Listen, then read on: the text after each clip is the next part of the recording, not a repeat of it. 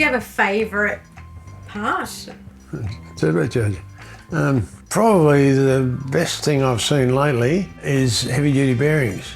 We deal with the biggest bearing company in the world, and we've approached them and they've altered their bearing material to include austenitic iron, which is sort of malleable. It repairs damage that's happened through shock loads. It's guaranteed to last 10 times as long as a normal bearing in contaminated lubricant, and about twice as long as a normal bearing normally. It's been brilliant. Doing bearings is a messy, awful, time-consuming job. This will eliminate that to a large extent. We've also got oil seals, special oil seals, which don't actually rely on the surface of the spindle or the axle housing. They can be quite damaged, and you can put one of our seals in which actually seal on that and turn within themselves. That's a brilliant idea, very successful in the mines department as well as many other places.